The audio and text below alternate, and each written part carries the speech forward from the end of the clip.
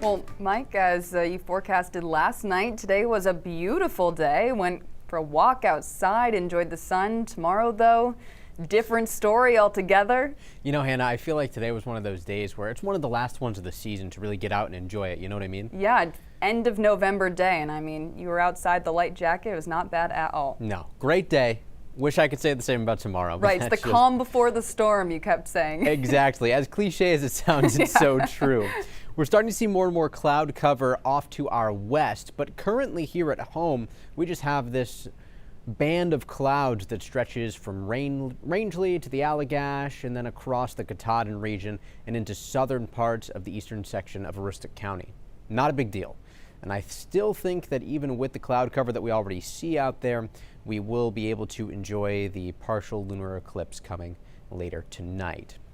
This right here, all these showers that you see through Georgia, Alabama, Mississippi, up the Mississippi River Valley and into Kentucky, is all associated with the storm system that's going to move toward us overnight tonight and into the day tomorrow and eventually bring those strong winds.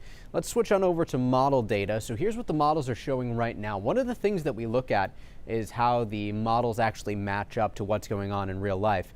And if they tend to match, we have a bit more confidence in the results. So that's a good match right there, which makes me think that the timeline that this model shows is pretty good. I feel very confident about how this all works out.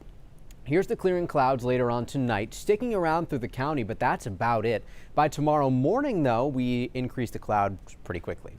We'll be dealing with mostly cloudy skies, and then by lunchtime, we've got some showers in southern and western Maine, spreading toward Waterville and Augusta by about 3 o'clock. We'll see some heavier showers embedded in here, and then we see steady, heavy rain on the way for tomorrow evening, and this is when the wind gusts will ramp up. Everybody sees heavy rain. As we transition from Monday to Tuesday, especially Tuesday morning is when the heaviest rain starts to move past Bangor and eventually ends up down east. And we actually get another shot of heavier rain down east later on Tuesday morning into Tuesday afternoon before the storm system finally clears on out. The progression of this shows the warm front moving in. Behind the warm front is where the strongest wind will be, again, mostly going to be tomorrow evening, overnight, and into Tuesday morning. The storm itself actually slows down, which is why that moisture continues down east, and we could actually see another round of heavier winds Tuesday evening down east, stronger wind gusts that is. And look at all the snow that gets wrapped around behind this system into the Ohio Valley and West Virginia. Nothing that affects us, but still important to just note how strong this storm is. I'm still expecting power outages here, 50 to 60 mile an hour gusts possibly. All the way up to Bangor. Would not be surprised to see gusts to 55 miles an hour, 40 to 50 from Freiburg to Holton. And in between, north of that, we'll see gusts about 30 to 40 miles an hour. We talk about this low-level jet, so what is that? We've got strong winds around 2,500 feet, and the rain actually helps to pull that wind to the surface. And this is how we get those stronger gusts to reach us. And part of the reason why the coastline tends to be the bullseye for these systems is because there's less terrain for the warm front to get hung up on and also a little bit less friction to slow those winds down. Power outage risk, still thinking we're going to see scattered power outages, but if we start to see a lot of gusts in the upper 50s, low 60 mile an hour range, especially out of the southeast like that, we could be talking about more widespread outages. With extra moisture down east, by the time all is said and done, we'll be looking at anywhere from 3 to 5 inches from the Penobscot Bay and east to Calais and Eastport, about 4 inches for Bangor, and elsewhere looking at about 1.5 inches to 3 inches of rain.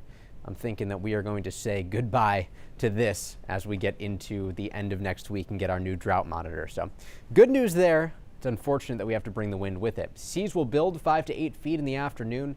Southeast winds gusting to 45 knots tomorrow afternoon. After that, it's pretty quiet. There could be a stray shower inland, maybe some mixing on Thursday. Seasonable from there on out. And then I'm looking at maybe Sunday, Hannah, for our next widespread system.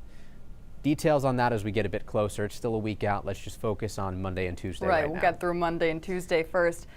Some serious stuff headed our way. But Mike, on a lighter note, are you going to get a Christmas tree this year? Already got it. You did? Yeah. All right. Well, that's good news for you. How about, do you know what a poinsettia is? I do, and I don't plan on having any of those because I'm too lazy to take care of them. I was going to say, I'm not sure how in-depth as a 20-something-year-old guy your flower knowledge was going to be, but they're my mom's favorite.